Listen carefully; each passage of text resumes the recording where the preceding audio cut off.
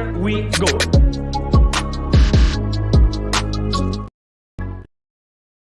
Here we go.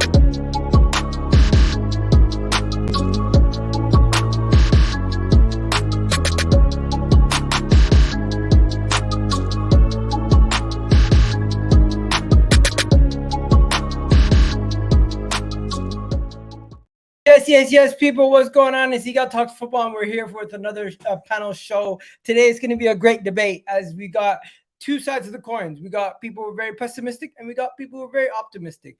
And I got a lot of people coming in through today, so make sure you guys do hit that subscribe button, hit that like button on the video. As I found out, about 54% of you guys who watch these videos are not subscribed to the channel. So do get us to that 30K subscriber mark. We're still trying to get to 25K at least. So get us there and hit that subscribe button. And of course, while you're at it, leave a comment if you're watching the playback. Today, we're going to be talking about Balogun. Should we keep him, sell him? What we're going to do with him? Eddie Nketiah, could we sell him? Reportedly, Crystal Palace are coming in for him. Arsenal are about to make another signing. What's going on with that? Do Arsenal need a striker? Have Arsenal done enough this transfer window to catch Manchester City and win that Premier League title? And also, I've never seen this much hate towards a player during a preseason, but the hate going towards Kai Havertz is insane. We're going to have to talk about that. And finally, Mark Goldbridge, AFTV, had some crazy things to say, so we got to get into those also. But I got some wonderful guests with me. I got Brandon from True Gooner TV in the building. Of course, I'm going to make sure I put the link to his description in the chat. I'm going to put the link to his channel in the description right now. And Brandon, how you doing, bro? I'm all good, mate. How are you? I'm good, man. You know what? People think we hate each other, but we're good. Just before we get into it, of course, I just wanted to say to you as well and your wife, congratulations, because I don't know if your viewers know this, but a girl is expecting a baby, so congratulations, bro. Thank you. Yeah, and I'm definitely going to be more or less focusing on my channel. So if you guys don't see me on the Football Terrace or you don't see me on other channels, that's probably why. I'm just going to be focusing on my own family and like my own stuff going on. And also I'm going to be doing other stuff with work too. So it's like, I just got so much going on that I might not be on other people's channels as much. So if you don't see me on Never Foul, the Football Terrace or Hussein's channel, that's probably why. But hey, we also got another guy in the building. We got my guy, DAUD, in the house. DAUD, how you doing, bro? I'm very, very good. Just keeping busy as usual. Thanks for having me on again. It's always entertaining on Eagle Talks Football on his YouTube channel. There you go. And if you guys don't know, DAUD is not only on TikTok, not only on Twitter, but he's also on YouTube and Twitch. So go check him out there. It's DAUD everywhere. But you guys know him mostly from Twitter. I mean, mostly from TikTok. Bro, you know, I had somebody respond to the fact that you were coming on, and they're still getting on to you about that crying video. Do people still get that? I don't know, man.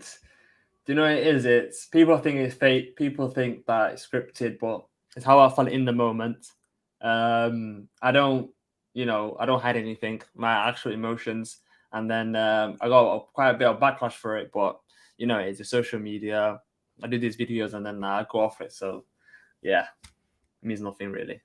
There you go. Let's get into the real football questions though, because you guys seen all the craziness going on in preseason. You've seen people trolling us. You've seen Tottenham won a trophy today. Like I haven't seen them lift the trophy in so long. It was funny to see that. That's their second preseason trophy. They won the Audi Cup a couple of seasons ago. I know, so it's that's crazy. their second trophy. Yeah, man. Thank you, everyone. Thank you, everyone in the chat. Big up to you. And also, we got that game against Barcelona. You know what? I think that's the best way to start. That game against Barcelona. Are you guys looking forward to this new preseason game? Because this is kind of where my preseason starts. I know we played Manchester United and we played MLS All-Stars, but both those games were not – I didn't see what I wanted to see from the team yet. So I'm going to be keeping my eye out on this Barcelona game. And if you guys don't know, this friendly is going to be played at 3 a.m. It's going to be played tonight. So are you guys going to stay up? It's going to be difficult. Yeah, I'm definitely going to stay up for the game. I might have a quick nap before and then wake up and then do a nice watch along for that game.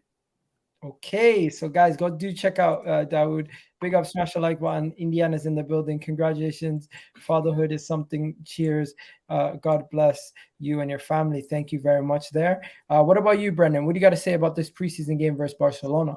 Yeah, it's definitely going to be keeping a close eye on it, that's for sure. we need better performances, much better performances from our players. We definitely haven't seen enough in this pre-season so far. Man United game was quite poor. The MLS All-Stars, you can't really read too much into that. 5-0 slapping.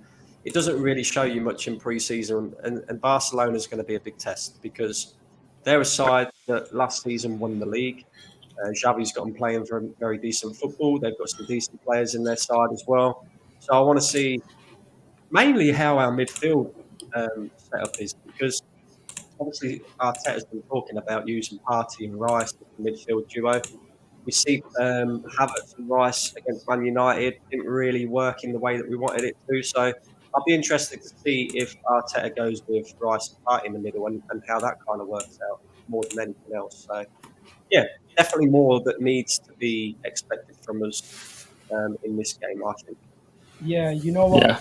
I'm just gonna swap out this photo because this is boring. Let's get the yellow background. I know you guys are probably sick of that yellow kit, but you guys know this is a big game in LA.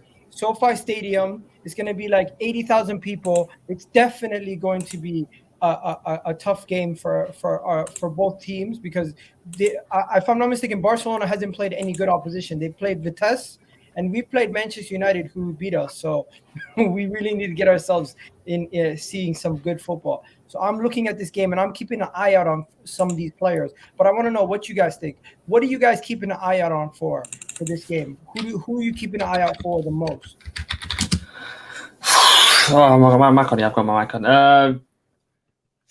Mikel Arteta is going to be keeping the same midfield, hopefully, against Barcelona. So I'm going to see how we keep the ball. So Rice, Havertz, and Odegaard against Barca's midfield, because Xavi, we know his playing style similar to Arteta, so they want to be keeping possession as well. And yeah, it's going to be a very different game to Man United, because Man United played more of a low block, quick transition against us, and it wasn't able to handle that against United. But I think against Barcelona, it's going to be more of a tactical game, and the pace will be a bit more slower compared to the Man United game. So yeah, I'm very excited for the game. What about you, Brendan? What are you saying? What are you looking forward to? I mean, I kind of mentioned about the midfield, but another player that I want to see play this game is Balogun. And I was extremely disappointed to not see him play against Manchester United, because I thought that that's the perfect opportunity for Mikel Arteta to give him the opportunity that he's desiring at Arsenal against Premier League opposition as well, against a rival. And I was very disappointed that he didn't even get 5 minutes on the pitch. He was an unused sub. So I don't know whether that means something. I don't know whether that means he's on his way out or what it might mean. But for me, I just think that was a kind of a poor decision by Arteta. We already know about Eddie Nketiah. We already know what we're going to get from Eddie Nketiah. The intriguing one is Balogun. Like he's had a great season out on loan in France. We're looking at. We need a goal scorer, I think. And I know we're going to get into that in a bit. He scored a lot of goals out in France. It's a perfect opportunity to see this guy play. Even if you end up selling him later on in the window, just give this guy an opportunity. Come on. It's We're going to talk about Balogun in a second. Just before we go any further, I just want to say Northside will be joining us. He'll be joining us halfway through the stream. So everyone who's watching right now, do me a favor, hit that like button, hit that subscribe button while you're at it. As I've already told you, 55% of you guys are the only ones that are subscribed. And when it comes to Northside, he's going to be joining us halfway through. He's currently on another stream. Once he's done, he's going to jump over. But I'm going to ask you guys, I don't know if you guys know, but the last time we did a prediction, it didn't go so well. My man DAUD said, what was it? 3-0 Arsenal? And then no, I said 4-0. 4-0. And then my man Soul said 7-0, and we got clipped up and it became a meme. But it is what it is. These things happen, right? What are we saying for this game versus Barcelona? Do you guys think it's going to be a similar situation where it's going to be a tough game for us?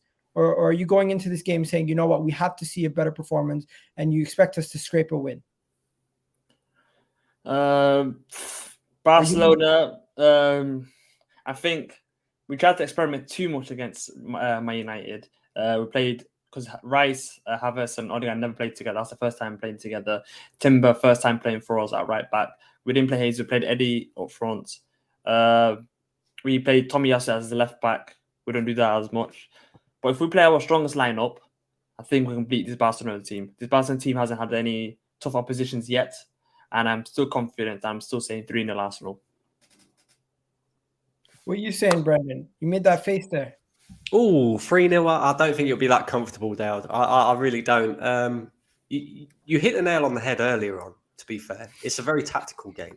Both sides like to play tiki-taki football, keep possession, and it's going to be interesting. It's going to be the battle of the midfields, I think. You know, they've got Frankie de Jong, they got what's his face, Frank Kessie and all them lot in there as well. I think it's going to be the battle of the midfields. And to be fair, I'm not really bothered about the result. Even if we lose this game, it's all about performance.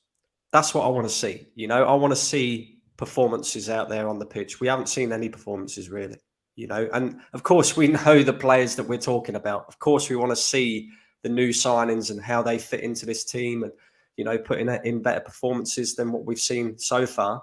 But also, you know, the players that are maybe on the fringes of breaking into the first team, I want to see them performing as well, because that's what pre-season's all about for me. You know, your likes of Fabio Vieira, your likes of Eddie Nketiah, them kind of players, they're not going to get many opportunities this season with Arsenal playing Champions League football. If we was playing Europa League football, then maybe yes.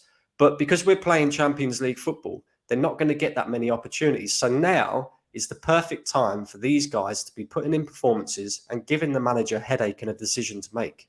You know, what's your preseason friendly prediction? I'm gonna go. I reckon we'll scrape it 2-1. There we go. Fair enough. And then I am gonna go with a 3-1 Arsenal victory. Hopefully we beat Barcelona though, or else it's just gonna be a situation where people are gonna go into the season worried. But really and truly, guess what? Liverpool lost all their games going into that season when they won the league. Invincibles lost all their preseason games going into the thing. Preseason doesn't really matter. It's all about fitness. But I do want to see things from these games. Now, people talking about Reece Nelson. Reece Nelson is still injured. So I'm just going to say, yes, he is still injured. But should we start with Balogun or should we start with that new signing? Did you guys hear? We're potentially going to make a new signing. Did you guys hear about this? Do you guys know much about it? Yeah, apparently we were going to go to Brazil and we're going to pay £80 for a 23-year-old midfielder in Bitello. Now, I don't know too much about Bitello or what his name is. Bitello. Yeah. £8 million. It seems like a cheap deal, low risk, a high reward potentially. And Arsenal are close to getting the deal done. How he'll fit in, if he'll be a big part of the squad, what he'll do, we don't know. But at this moment in time, it does seem like Arsenal are edging closer and closer to the signing of the £8 million midfielder. Now, I'm going to just put this on the screen for us to all see a little bit about this guy, if you guys don't know. And I just want to know your takes on this, because is this underwhelming? Obviously, it's underwhelming because you guys don't know who the player is, but similar to Martinelli, he could end up banging. So what do you guys think? Because I'm happy with us just trying to test the market out. Because look at Chelsea. Yeah. Chelsea just signed Antonio. What's that Gabriel guy? The Gabriel kid that they just signed the other day from Brazil, and he looks decent already. Yeah. So why not grab some of these young kids from Brazil, put them in the squad? If they don't make it, get rid of them in a couple of years' time. Similar to Marquinhos. Yeah, but wait, he's 23 years old. He's 23 years old.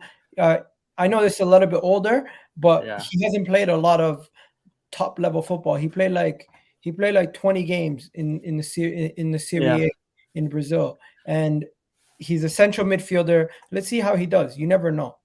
We've got a lot of competition in midfield. We still haven't really seen the real Smith Rowe since after the injury. We've still got what we're going to do with Lokonga, what we're going to do with Partey yet. We don't know if he's staying or not. Havertz is playing in midfield. We've got Odegaard, we've got Fabio Vieira. People have forgotten about. He's the midfielder. So that's what, if he's going to be sixth choice, then he's not going to get any minutes unless he plays the League Cup games. And because there's no chance we're going to play him and try him out unless he's like a gem that Edu's found where he can straight away get into the squad, show what he's worth, and then literally get into the team straight away. But I see him coming in and playing for under 21s and then maybe going out on loan near the end of the transfer window. 8 million is someone usually these Brazilians that come from Brazil, we hear about them. I've never heard about this guy ever at the age of 23 as well. And I think it's one of those signings where we're just trying to make a profit on him. I think that's me being pessimistic about the signing. People saying, is this a legitimate link? It is. As my this is what Fabrizio Romano had to say. My understanding is that Bitello is one of many talents followed by and monitored by Arsenal's South American scouting team. He's doing very well at Gamaro, and let's see if they will open talks in the next few days. The rumors have been since 1 month, and we'll see. But we're still waiting for an official move, or bid at the moment. You guys know me, man. Sometimes I struggle. Allow me. But anyways, Brendan, what are you saying? Yeah, low risk, high reward potentially. Doesn't get me off my seat though. I look at some of the cheap deals that we've done over the past few years. Your Runnersons, your Marquinhoses, your Pablo Maris. I'm not sure about Lokonga. Lokonga. You go through them. Like a lot of our low risk, high reward potential signings haven't really worked out. And I still feel like we need another midfielder. We definitely need another midfielder. We definitely need a striker, but not somebody of the caliber of like an £8 million signing. We need top signings if we're to do anything in this league and Champions League this season. So I'm not too fussed about the signing. Like at the end of the day, like DAUD said, if the club are investing in him for the future and the potential to maybe make a profit on him, it's a business at the end of the day. That's what they're going to do. But I don't want this to take away from the fact that we definitely still need a top-class midfielder and striker. Okay. Let's get into some of these things. Could that striker be Mbappe? And they say would be willing to use Gabriel Martinelli as a make-weight in a deal to get Kylian Mbappe. When I was at the pub, I was asking all of my guys a question. Would you swap Gabriel Martinelli plus money to get the signing of Kylian Mbappe? Before we go any further, would you guys swap Mbappe for Martinelli plus cash? Any day of the week. That's not even a question. Kylian Mbappe is the best player in the world. Gabriel Martinelli is not the best left winger in the world. He's not even top 3 best wingers in the world. Mbappe, I can't believe this question. I am taking Mbappe tomorrow because this guy can take us from title contenders to title winners. He is that special. He can get the ball from anywhere in any position, and he can carry a squad. And I don't know. Guess what the answer to the question is from Robbie. They all said no. Right now, Martinelli's. How do 5 people say no? My guys, a question. Would you swap Gabriel Martinelli plus money to get the signing of Kylian Mbappe? They all said no. Right now, Martinelli's worth £100 million. If Mudryk went for £88 million, Kylian Mbappe. I can't believe it. I can't believe it. Where do we begin? Where do we begin? I'm actually flabbergasted. Do we just move past this and just keep moving? What is Robbie on about? What is Robbie on about? Let's be real, right? I would swap Gabriel Martinelli and Gabriel Jesus for Kylian Mbappe. There's no doubt about it. This guy is the best in the world. He elevates this team like Haaland did elevate Manchester City.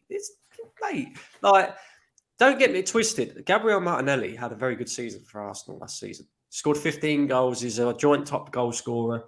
But he's not on Kylian Mbappe's level. I'm sorry, he really isn't.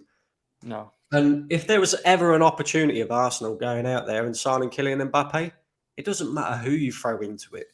You've got to go out there and take that opportunity and get him. But I don't ever see it happening purely and simply because of his wages. It's just astronomical. I don't see Arsenal breaking their wage structure for Kylian Mbappe. No way. But would you say that if because I see him as the best. Like when Ronaldo was at his best, would you break your wage structure to sign someone like Ronaldo or someone like Messi? You would. 100%. Dale, that's what a big club should do. You know, But Mbappe is on that level. Regardless, right? Arsenal should be in for Kylian Mbappe. Arsenal should be in for Harry Kane. Oh my God. Regardless of whether you think these players will join or not, makes no difference. We should be in for these players because they're the best possible players that are available right now that you can get into your team. And if there's even the slimmest chance of you getting them, you should be involved in the negotiations. It's as simple as that. Before we go to the next United fan who had to talk about Arsenal, Kaz from Never Foul said, Amrabat, Casemiro, and Maino are a better defensive midfield group than Rice, Jorginho, and Partey. This is the problem with my United fans. They do this every single summer. They have a good preseason, and then they talk about their youth players as in they're the next big thing. Who was the last youth player to come out of United that was quality? Maino is a guy that has one good game against us. He's going to end up going out on loan and no one will hear about him ever again. Zidane Iqbal, they're talking about him being the next player to go into that Man United group, to go to the first team. Then he went to a team in the Dutch league for like £500,000. So it's like, Amrabat is 26 years of age. He's playing for Fiorentina. How do people now rate him as on the same level as Jorginho has done it in a Euro final, he's done it in the Champions League final? Casemiro, look at his CV. But come on, man. Kaz needs to fix up. I take no notice of Man United fans because like people like to call out our fan base and say how deluded we are. That is delusion beyond delusion. Do you know what I mean? Like we all remember Federico Makeda, yeah? The next best thing to come out of Manchester United's academy. We all remember come on, what's his name? Januzaj, another one. You know, how many of these players have had great games and then all of a sudden they're going to be the next best thing and then they've gone on to do nothing? Bro, they compared Brandon Williams to Bukayo Saka. Madness. You guys remember that? Anyways, enough about United. Big up Staffy in the chat. I can see Staffy is on one today. He's saying DAUD complaining about deluded United fans when he's what? That's his bread and butter for Arsenal. No, we're different. I don't talk about Arsenal youth. I don't talk about Charlie Patino being better than Casemiro and Mason Mount. Or I'm not saying any of our youth players. This is Maino. This is Amrabat hasn't even joined United yet. So let's not do this. Let's not do this. You know what? Now enough about that. Let's get to another United fan. I would say this guy is the online king of the United fan base when it comes to the United fans and social media. This is what he had to say. If you guys don't know, he had some questions about Aaron Ramsdale, and I want to know what you guys think about his take. So let's play it and let's hear what he had to say. Very strong affection towards David De Gea in relation to I really liked him at Manchester United. We all know he's like David De Gea, but it's not really about De Gea. Yeah, with the clean sheets, and has been replaced ruthlessly by Erik ten Hag. Watching Ramsdale last night, it was just in my head the whole night. He is not a modern goalkeeper. Now, before we play the whole video, I have to stop it here and there because of copyright, obviously. I just want to talk about that part. Do you guys honestly think he can sit there and say verbatim that he's not a modern goalkeeper when we've seen what we had in Leno? We've seen what we had in Petr Cech. When Ramsdale came in, it changed the way we play football. How is he going to sit there and verbatimly say Ramsdale is not a modern keeper is besides me? There is no way Matt Goldbridge said that. That Aaron Ramsdale is not a modern day keeper. But there's a reason why he said that. It's because he was on Talk Shite. That's why. And they just say things, you know, for clicks and stuff like that. There's no way in hell that Mark Goldbridge believes that Aaron Ramsdale is not a modern day goalkeeper. Aaron Ramsdale was brought in to be that guy that plays out of the back. He does that very, very well for Arsenal. If anything, I would say that Ramsdale's best assets is the fact that he can play out the back. But you know what he says his best asset is? Listen to what he says his best asset for Ramsdale is. We've seen Pep Guardiola go in and, make loads of goalkeeper changes. We've seen Klopp bring Alisson in. We've now seen Ten Hag remove the best goalkeeper in the league in relation to clean sheets to bring in a ball-playing goalkeeper. Aaron Ramsdale is a very good shot stopper. He says he's a very good shot stopper.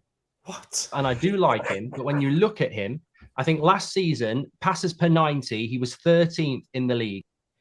He's now going to name off statistics that have no relative bearing on what I think the situation is. But he's just going to name off a bunch of statistics. Listen to this.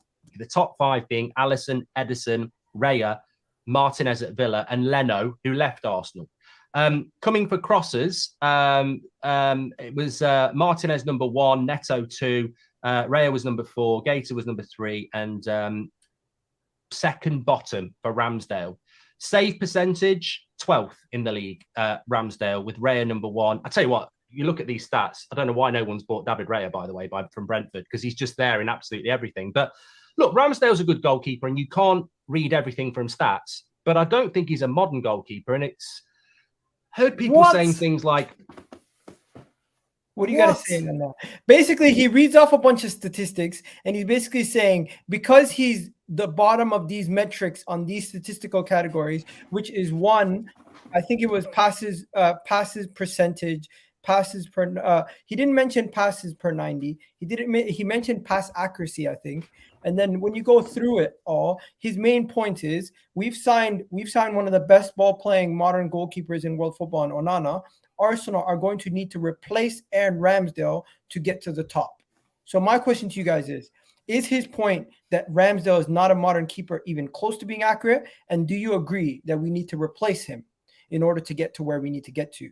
Now, everyone in the comment section, let me know what you guys think, and let's get into it, because I am actually in shock that people are sitting here with the mindset that he is not a modern goalkeeper. That's crazy to me. I can't believe he said that with a straight face. Not a single fan base during the whole season said that Arsenal need to replace Aaron Ramsdale. Not a single fan base. Mark Goldbridge, not once did he come out his mouth saying that Ramsdale's not a modern day keeper. Not once. But as soon as they get someone like Onana that can play football, they look at, let's see the list. Okay, we can't put Onana and Edison on the same level. We can't have that conversation yet. We can't have the conversation with Alisson and Onana. But Arsenal got a good big fan base. Let's trigger them. Let's say Onana is better than Ramsdale. Let's go one further and let's say that Ramsdale can't play football. He's not a modern day keeper. Mikel Arteta, he does not sign players that's not suited to our style of football. Aaron Ramsdale, since he's come to Arsenal, has completely changed the way we play football. Leno was making too many safe passes. There's a reason why Aaron Ramsdale's got a low percentage on passing accuracy, because he takes the most risky passes. And sometimes it works, sometimes it doesn't work.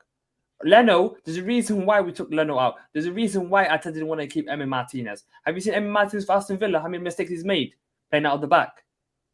So this was one of the most craziest lines I've ever seen, statements I've seen from Mark Goldbridge ever. Man saying Onana's clear of Ramsdale. We're not even trying to compare him. We're literally just trying to talk about our player. Anyways, what are you saying, Brendan? Do you think we need to replace him? And do you, since you already disagreed with the part where he said modern keeper, do you think we need to replace Aaron Ramsdale? My take on it is he's 100% a modern day keeper, no doubt. And Ramsdale takes no blame in us not winning the league last season, because I thought he was actually very good for Arsenal. When Mark Goldbridge said, though, that his best attribute is his shot stopping, I disagree with that. I think Aaron Ramsdale does have a tendency of conceding goals that he shouldn't be conceding. Like the other day, for example, the shot from Fernandes, he should have saved that. At least pushed it to the side of the goal, if not caught the ball. And Ramsdale does have this tendency. So with regards to we need to replace him, I think the jury's out on him, because is he a good enough all-round goalkeeper to win us the league? I don't know. We'll find out more about that this season, I think. But to say he's not a modern-day goalkeeper, that's just madness to me. Madness. But yeah, I mean, I don't know. It's a tough one with Ramsdale. We're going to see this season. But there's no doubt that he is. The only reason that people are having these conversations about Ramsdale is because when we originally signed him and nobody wanted him and everybody was laughing, Ramsdale, ha. He's come in and he's well and truly performed well above expectation. So that's the only reason people are having conversations about Ramsdale right now. It's not because he's a bad goalkeeper. Let's get into the striker conversation. Can I say one more thing? Yeah. They say Aaron Ramsdale's not modern day keeper. They say that we've downgraded our midfield of Rice, Havertz, and Odegaard from last season, and then they say we're not going to be able to handle the pressure. So don't expect us to be in a title challenge next season, then, rival fans, especially Chelsea. And I've seen Chelsea United fans all over social media saying that we've gone backwards. So when we go for a title challenge next season, don't be giving us some next level expectation saying Arsenal need to do this, Arsenal need to do that. Keep your expectations same from the beginning of the season and keep it same. Don't be flip-flopping. So that's what I hate about rival fans. They do anything just to trigger us. Bro, we're going to save that part for later, but I know you've seen CFC Mod's tweet. Man said fans genuinely think Arsenal are going to be outside of the top 4 rather than winning next season. Winning the league. So he thinks we have a better chance of being outside of the top 4 than winning next season. That's crazy to me. But let's get into this Balogun situation. Everyone in the chat right now, do me a favor. We need to talk about a striker. Does Arsenal need a new striker? That's the question I'm going to ask you guys. And while we're talking about does Arsenal need a new striker, the conversation is going to first go to Balogun. And if you guys don't know, yesterday there was reports that Balogun was training alone. There's been reports that Arsenal are looking to sell him to Inter Milan. There's been so many different reports and so many different things going on. My question to you guys right now is, do we keep or do we sell Balogun? And then we can talk about the striker afterwards. Okay, I'll go first then. I'll tell you guys this. Personally, for me, if Eddie Nketiah can be sold and Balogun could be sold, I would sell both. I think if we could sell both and set ourselves up for a situation where we can get a big boy striker to come in, it would be amazing. But in the reality of the situation, we're not going to sell both of them. We're going to probably keep Eddie Nketiah and we're probably going to sell Balogun because Balogun has more suitors and he personally probably wants to see where he can get the most game time. If he stays at Arsenal, will he get a lot of game time? I don't know. But personally for me, I do believe Balogun is probably the more likely to be sold because Eddie, we don't have any buyers for him at this moment in time. But if we did have a buyer for Eddie, if Balogun stayed as a backup, I think he would be okay with that. But let's see what happens. I don't think Eddie Nketiah is going to be sold. And I think Balogun is going to end up getting sold for around £50 million or £45 million. And then it's going to happen at the end of the transfer window. And if he does reach his potential, we could always put a buyback or a sell-on clause so we can get some money off it in the future. But that's just me. I know a lot of you guys probably want to keep Balogun, and a lot of you guys want to hold on to Balogun. But let's see. What are you saying, Brendan? I think you're right. I think Balogun will inevitably be sold in this window. Doesn't make it right, though. You know, I think Eddie Nketiah's time is up. I think we'd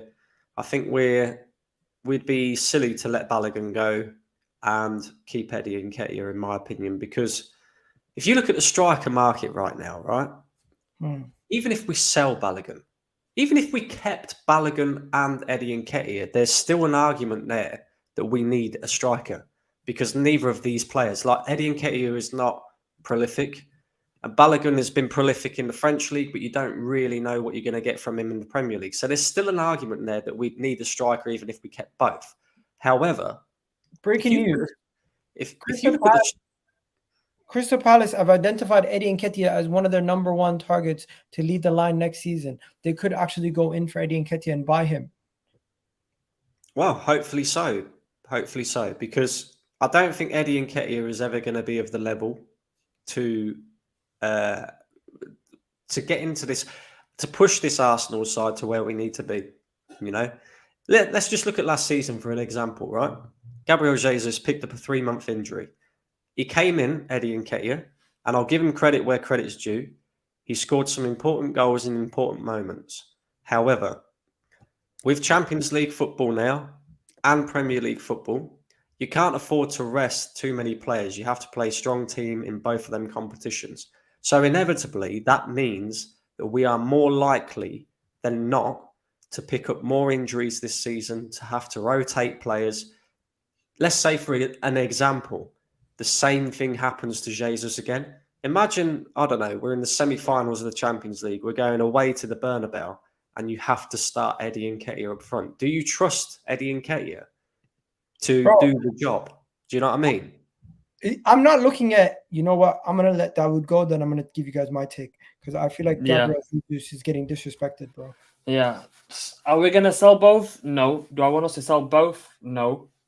We can't make that many changes into another new season. We've already made a lot of changes to our midfield. We've already signed a right back, where it's competition right back. We've signed a centre back. We've signed we're about to sign a right winger, hopefully. And a striker, that's what, 7 signings in one window. And I don't think we'll be able to do that financially. But what I want to see is, if we're going to sell both, we're going to need to get a striker that will be an upgrade on both, not on the same level. So if we're interested in someone like Osimhen, Osimhen's not going to be available this summer. There's no way Napoli are selling Osimhen this summer. So for me, the best thing I'll do is keep one of them, and then next season go and spend most of your budget on one striker, because we're not going to be able to spend another 120 million on a striker. That's going to £300 million plus in one window. I'm not sure about that. Big up my guy, Northside in the building. How you doing, bro? Man came with the smoke already. Listen, I'm ready for the smoke whenever. You know what I mean, familia? Listen, I'm good, man. I'm calm. How's you lot? Everyone's good, man. Do me a favor, guys. It's about to get nice right now. Hit that like button, hit that subscribe button. If you haven't already done that, you already know what it is, guys. We're just talking about Eddie Nketiah, bro, and Balogun, of course. And if you'd keep or sell Balogun, and what you do with the striker position, because I'm not gonna lie to you, I feel like Gabriel Jesus is kind of getting disrespected at this point. People are forgetting that he got injured last season. People believing that he won't be able to deliver for us and that he's not good enough. Like some of the stuff I'm hearing about Gabriel Jesus, like I believe Gabriel Jesus could easily get 15 plus Premier League goals next season. Now, is that a hard ask? I don't think it is. At Man City, he didn't start week in, week out. He never really was the main man. At Arsenal, he got injured last season and he still got close to what? Did he get 10 goals? I don't know how many goals he got. But I do. 11, yeah, he got 11 goals last season. He got 11. So it's not 4 or 5 more is going to be a lot easier, especially the fact that he missed about 2 months or 3 months with the injury. So I do believe we're going to need a striker in the future. But this season, I think we're good going in without a striker. But yeah, what are you saying, bro? The two questions are, would you keep or sell Balogun? And do you think Arsenal need a striker? Sell Eddie Nketiah ASAP. At the end of the day, he's had enough chances. People want to overgas when we bottled getting top 4 2 seasons ago. They only want to recall the times that he scored a goal. But ultimately, more times than not, the guy ain't good enough. He ain't consistent enough. This season, with Jesus being injured, was a prime season for him to be in the #1 spot. He didn't take it. End of the day, give Balogun a shot. We've seen at this club a lot of times when we haven't given minutes to certain players and they've gone off and they've done great things. You remember when we was giving a lot of minutes to Iwobi? Man was calling it out that he ain't good enough. Yeah? Gnabry, we loaned him out to West Brom, I believe it was. Didn't give him the minutes. Who was the better player? Most of his fan base, they're not screaming out for, oh, let's get Iwobi back. But at the time, they were overgassing him. Yeah? Would you want Iwobi back at the club now? No. We didn't give Gnabry a chance. Balogun might sink or swim. Give him the chance. End of the day, this fan base ain't calling for the head of ESR. And ESR has been injured repetitively. Now, I'm not saying that he doesn't have the quality, but if ESR is deserving of a chance, so is Balogun. He's under contract, so if he likes it or not, lump it, stay here. You're going to have to fight for your place just like every other player. Get me Ivan Toney, another player, because I tell you what, Ivan Toney that can't play the whole season will still score more goals than Eddie Nketiah. So get me Ivan Toney. He's a better baller, more clinical. Put him as our #2. You can still have Jesus. I think it's crazy to get rid of Jesus because I still think he's a great option and he's a great player. But Eddie Nketiah, that filo da puta has not been good enough. Man is seeing Trossard, yeah, playing in his position, bro. How is a winger playing ahead of you? Now, but for me, it ain't good enough.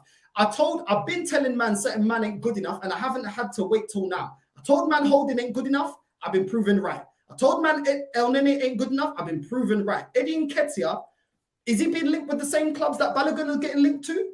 Because I don't see, there was rumours that Chelsea were looking at Balogun. I didn't see them looking at Nketiah. There's rumours out there that Italian clubs and French clubs are coming in for Balogun. Why are they not coming for Nketiah?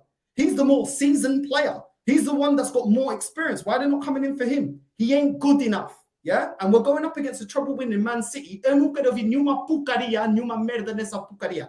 end of the day, we are going up against a trouble-winning Man City. We need elite players. Jesus is one of them. Top player. Crazy to get rid of Jesus. I definitely rate him.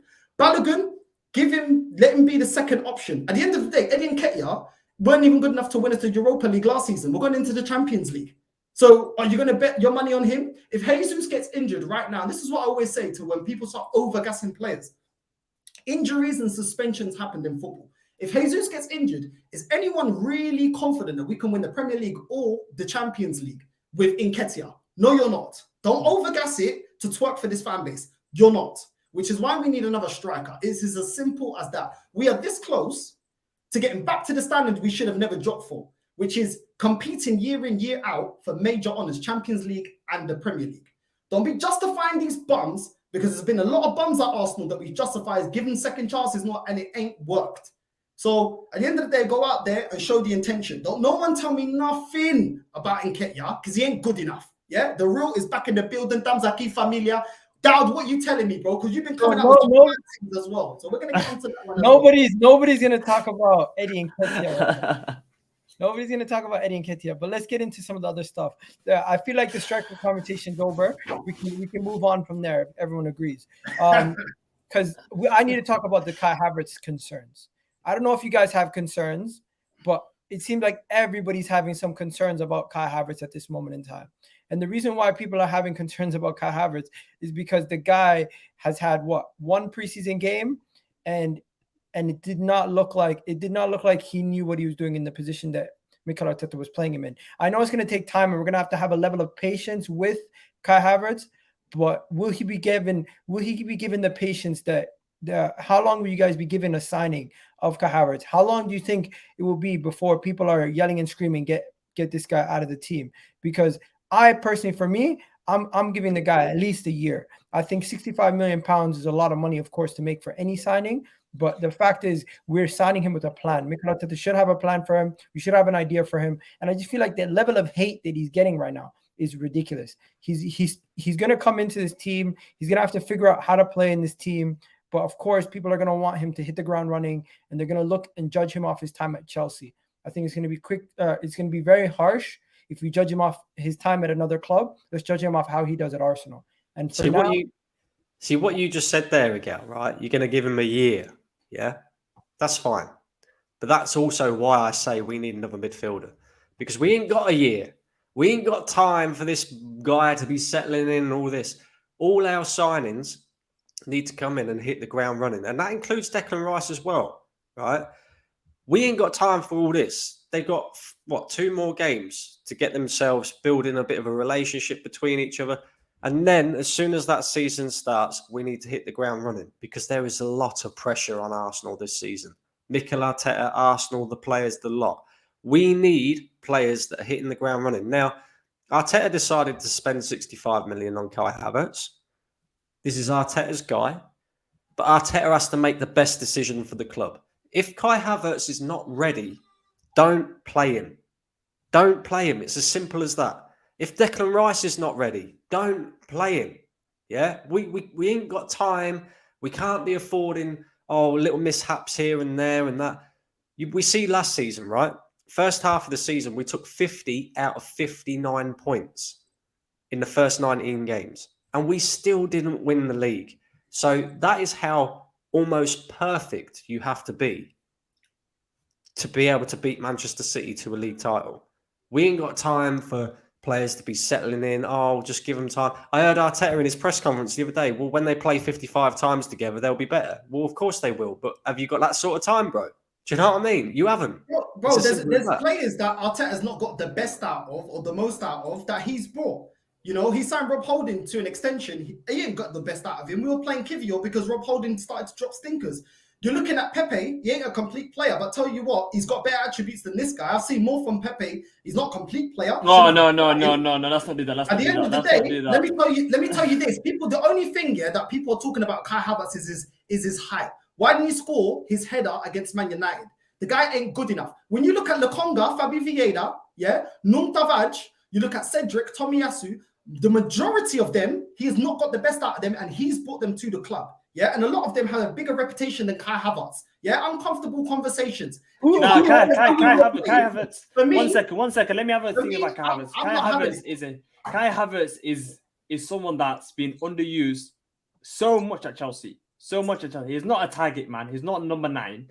Arteta, he said in his press conference recently, he said he's a midfielder. I'm going to play midfield. Trust me. And Arteta, he's not gonna go into another season where it's make or break the season where we have to be challenging for the title, challenging for the Champions League, and bringing in someone like Kai Havertz, where he's unsure about. He's seen him in training. Arsenal do a lot of excessive research on their players, and they're gonna sign. Kai Havertz. Oh, really? So did we do a lot of excessive research on Marquinhos because he's deemed not good enough with you? No, but these players on the low. I know, but did we do that also for Lokonga? Because we had a light bench, and a lot of that light bench were players that this manager brought into the club. Lokonga, Fabio Vieira. Why is he not getting the best out of these, man? Because you brought him in. So if you're doing extensive research, why are you buying players that are either not good enough, and as part of why this fan base said we got a light squad, or players that are deemed already by this manager not good enough and is out on loan? Okay, but some of these players take a longer time to adapt to the Premier League. Lokonga, he hasn't really adapted to the way we play, but that hasn't worked out. Not every signing is going to work out. Fabio Vieira has been here for 1 season. It takes some players 2-3 seasons to get to their best level. £100 million, I'm expecting it to work out because he's played. No, but if you look at it, we got rid of a club legend in Wenger because it wasn't good enough, bro. So don't tell me that Wenger but these young players legend than this manager. If you spend the money, and he's come out multiple times, coming out in Sky, Edu and Arteta both come out their own words. We buy the players together. So if you're then end up buying the players, the Cronkies, which I got onto, have 1 second. Are you not trusting Arteta? You spend almost £700 million. The transfer window isn't closed. I'm expecting major honours. And if not, then you need to go to another club, because while we stuck with this manager, we've missed out on managers like Simeone, proven winner. We've missed out on Ancelotti. Oh, he went to Everton, not good enough. Yeah, what did he do when he went to a big club with a big budget? Real Madrid won. So while we're peddling these excuses, we're missing out on big players and big managers. So I'm not hearing it. Football's for the here and now. This is the 3rd youth project I've seen at my football club. We had a youth project with Wilshire. We had a youth project with Fabregas. And now we're having another youth project. And all 3 of them have not seen the Champions League nor Premier League during that time. So let's not forget that, because I'm old enough to remember that. Win now or get out. Football's about winning. I've waited 19 years. I ain't hearing none of it. I ain't hearing none of it. That's crazy. You're just repeddling the stuff that is popular in the Arsenal fan base. I'm not hearing none of this porcaria. Let's look at football and actually talk football. 3rd youth project, 0 major honours. Yeah, but then this fan base wants to get onto Pochettino and say, oh, he's a nearly man. Man, don't rate Pochettino, nearly man. So I'm not going to rate Arteta being a nearly man. Does anyone rate Brendan Rodgers being a nearly man with Sturridge? Yeah, when he had Suarez and he was nearly won the Premier League. No, you don't rate them, man. So I'm not going to rate Arteta. Win or get out my club, because we're supposed to be one of the elite clubs in England. And if you can't do it, then get out of my club. Simple as that. The club is the star. You see that crest? That is what it's about. Not this manager, not these players. I've seen Henry and Bergkamp leave my football club. Don't talk to me about Havertz. Don't talk to me about Arteta. Win or get out. Akabo. That's it. 1 second. So the conversation has completely shifted from Kai Havertz. So from what I've denounced, you guys are concerned about Kai Havertz. Even DAUD, who's backing him, is slightly concerned. But my question to you guys is it to the point where you're saying we should have never signed him in the first place? Every signing is a concern. Every signing, no signing is proven to work unless the person you're signing is a world-class player, proven player. Most signings that you sign is you always take a risk. Pep Guardiola took a risk on Jack Grealish. After that first season, Jack Grealish signed for Man City, did nothing the first season. Signed for £100 million. But if it was us as Arsenal fans, what we do as Arsenal fans is when we make a major signing, we don't give them time.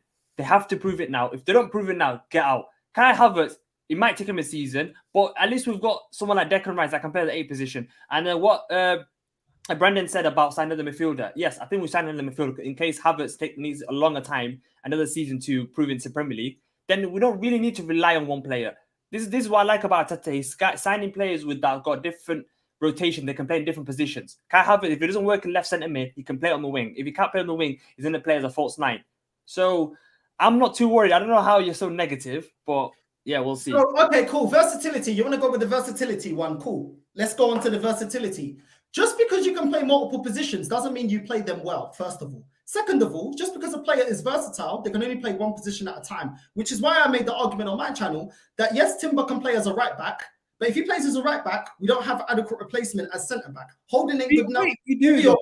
Holding ain't good enough. Kiwior ain't good enough. So Kiwior, how can you say Kiwior is not good enough? Come on, he's been here. How's he good enough? How is he good? Did we win the league? Did we win the league, or did we have the most epic bottle you've ever seen? 90. We had to play Kiwior as a right-sided centre back. We had to play him as a right-sided centre back. He's not right-sided centre back. I know it hurts your feelings, but it's reality. 93%. Yeah. Any exam at uni, at school, that is what, A star. What is that? A?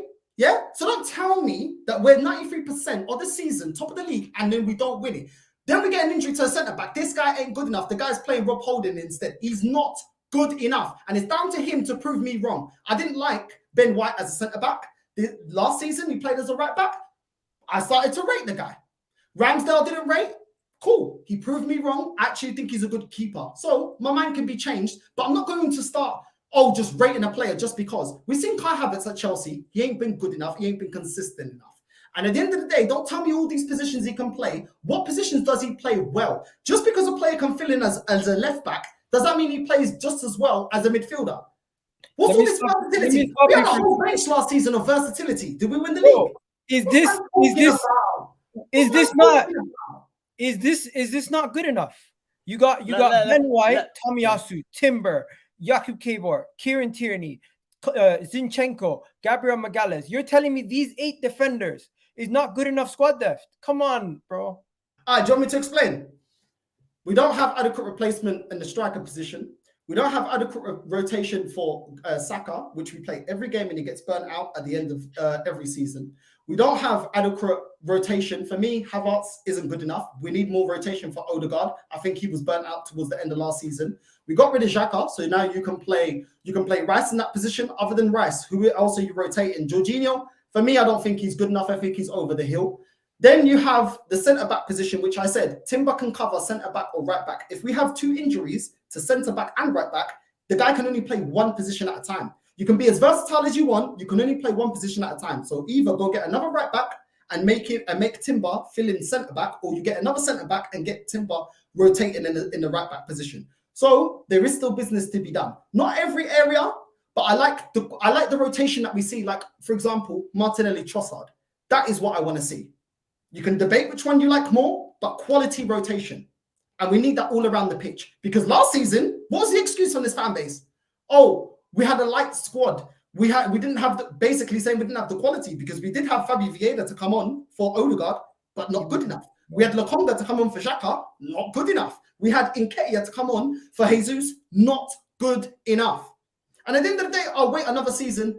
And if this club doesn't do what they need to do, at the end of the day, a lot of these people, a lot of the few that are on the chat, they ain't going to come apologize to me. But 3 seasons in a row, right?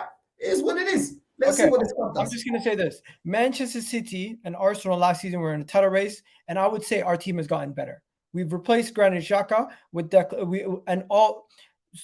let me reword it. Granit Xhaka has left, and and in that situation, that Granit Xhaka has left, one outgoing from the first team, we've had who come in? We've had Declan Rice come in, Timber come in, and Kai Havertz come in. We've added squad depth in certain situations. We now have Jorginho, we have Thomas Partey, we have Declan Rice, we have Emil Smith-Rowe, we have Jakub Kevor, we have Kai Havertz, we have Odegaard. All these guys who can play in that midfield 3. Then you go to the defense. We have at least 4 players that can play at right back. We have at least 5 players who can play in those center half positions. And as we've already shown you, we have at least 4 left backs, if you want to count Jakub Kevor and Tomiyasu at left back also. when it comes to cover for Bukayo Saka. Really and truly, at this moment in time, we're still linked to cover for Bukayo Saka in Mohamed Kudus, but he might be headed to Chelsea, and we're also linked to the guy like Olise, who's also linked to Man City. So until we bring them in, we can't really talk about them. But we still have Reece Nelson in-house, Trossard, who can also play on the right and the left, Jesus, who can also play on the right. Let's not act like we don't have cover. We do have cover. It's not a situation where we're basically saying in the worst case scenario where there's multiple injuries, we now have cover. This is why Mikel Arteta signed Timber. This is why we got KVR. This is why we got these guys. To say they're not good enough is extremely harsh, as KVR has only been in the club for 6 months. Even though we didn't win the league, you can't go based off the fact that we didn't beat City. You can't blame it on KVR. I'm glad it's everybody. We definitely have improved. Northside. We have improved. What he's not getting is it's not just about players that we have that can rotate. It is about quality. It is about quality. For me, Havertz isn't quality. Yes, I've already said there are some positions I'm happy with the rotation. But at the end of the day, to improve, you look at what you need to improve on. You don't just look at, okay, this is good, that's good, cool. But at the same time, Saka's position, Jesus' position, we don't have the quality. To tell me that we have players that can fill in, we had players that could fill in last season. We didn't win the league. We didn't win in Europe. So we're still going in with the same problem. It's not just about rotation. It is about quality that you have on the bench. We talk about Man City and say, oh, they can put out 2 teams. Well, that's what we're up against. That's what we need to go and do. And at the end of the day, if we want to dine at the end of the day, when people say, oh, but we can't compete with Man City because of oil money, we'll compete in last season. Last time I checked, Arsenal didn't have a oligarch buy them last season, and we was competing. When we're hitting by the time the transfer window is closed, we're hitting over 700 million. I hope Arteta does get the players that I want, but if he doesn't, these points still stands. He's still got time to adjust it. I'm happy that we've done business early in the transfer window, but as it still stands, we need other players to come in so that we're strong enough. That's it. I don't want to just compete in the Champions League. I actually want to win it. I got that. Let me just say this, everyone. We got over 260 people in the chat. I don't even think we have 100 likes yet. We got 78 likes. What are we doing, people? You're wasting your valuable time. Hit that like button. It helps everybody else out, and it brings everything together. Do me that favor. It really helps out the channel so much. You don't understand. Just hit that like button. It helps out the channel so much. It helps everybody grow. And of course, if you want to go support the boys, all 3 of their YouTube channels are in the description right now. Northside's channel, of course, DAUD's channel, and True Gunner TV. That's Brendan's channel. Now, the question we're talking about right now is, have Arsenal improved enough to go and win the Premier League title? That's what we're talking about right now. And Brendan, I'm going to throw it over to you. No, definitely not. Like I said, need a striker, bro. And to back up my facts as well, right? This is how much difference a goal-scoring striker makes, right? Let's look at Tottenham for an example, right? Goals conceded last season, 63. Goals scored, 70. Harry Kane scored 30 of them 70 goals, right? In terms of goals conceded, only Forest, Leicester, Bournemouth, Southampton, and Leeds conceded more goals than Tottenham last season. In terms of goals scored, they was the 5th highest in terms of goals scored, but without Harry Kane's goals, they would have been 14th. So they would have finished in and around 15th place last season without Harry Kane's goals, right? They didn't. They finished 8th. Bring it to City, right? Goals conceded, we know they had the joint best defensive record in the league. Goals scored, 94. Haaland scored 36 of them, 94, right? They was first in terms of goals scored as a team, but without Haaland's goals, they would have finished 8th, joint with Brentford in terms of goals scored, right? And if you go to their 3 players that scored the most goals behind Haaland, Phil Foden got 11 goals, Alvarez got 9 goals, and Gundogan got 8 goals. That's how much of a difference having a goal-scoring striker makes to your team, right? That's how much of a difference. And that's what we're missing in our team. We need a goal-scoring striker. Now, the problem is the strikers market at the moment isn't that great. You know, if you're going to go out and you're going to buy a top striker, you're going to be looking at £100 million plus. Your Victor Osimhen's, your Harry Kane's, who I think we should be in the market for, regardless of whether he's at Tottenham or not, right? But we've got somebody there who is a goal scorer, albeit in the French league, right? But he's proven himself to be able to score goals consistently, which is something Eddie Nketiah can't do. So for me, if Arsenal do not keep Balogun, then we need to replace him with a goal scorer, because Eddie Nketiah is never going to be good enough. Never, ever.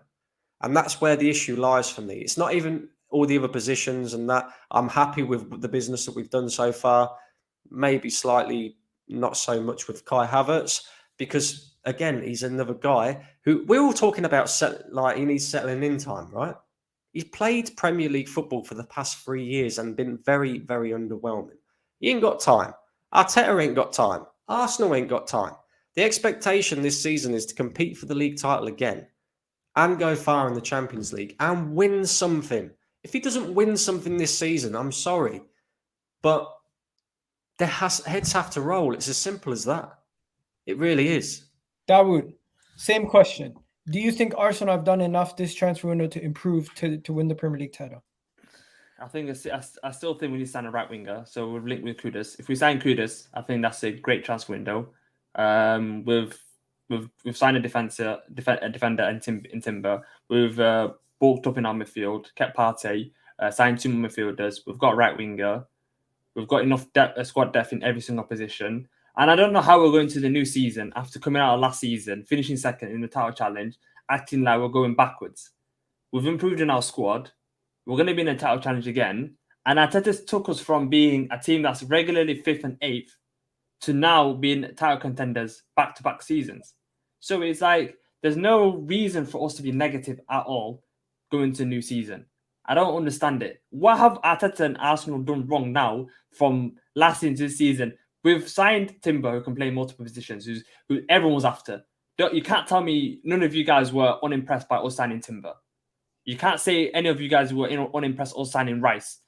And the whole of Arsenal fan base were so angry that Rice was so close to joining Man City, saying that Arsenal are bottling it. They can't sign world-class players. They can't sign their main targets. And now we sign Rice. Everyone's saying that we've gone backwards in quality. Make your mind up. Is Rice a quality player or not? And then if we sign a right winger, yes, we need to sign a right winger to help out Bukayo Saka and Kudus. Kudus is a quality right winger. And if we get Olise from Crystal Palace, that's still another quality signing instead of Kudus. So I'm very optimistic into the new season. Man City haven't made any signings yet. So they haven't, they've signed Kovacic, but realistically, they haven't signed any great players. Mahrez is gone. They've lost, they're about to lose Kyle Walker. They might lose Bernardo Silva. They haven't signed a major signing this summer. So they haven't gone better in quality. We've gone better in quality. And I'm not saying we're going to 100% challenge, win the title, but we're 100% going to be in a title challenge. And that's the positive thing going to the new season. I don't understand why we're negative. Can I ask a question, no doubt? If, because there's a lot of rival fans saying they don't even think Arsenal will get in the top 4, right? They're not speaking. I know, but if that is the case, and I don't know, let's say we finish 4th this season or 3rd, and we're not anywhere near a title race, would you sack Arteta? 100%. If we're not in no title challenge and we just finished 3rd or 4th, we've gone backwards. And he's had the investment. He's had the backing. By the way, No.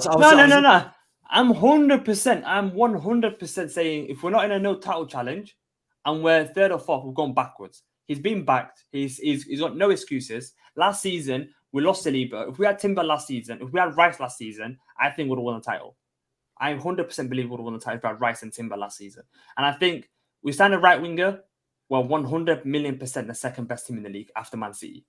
There's no other team that's got a squad depth like us. Chelsea's got kids.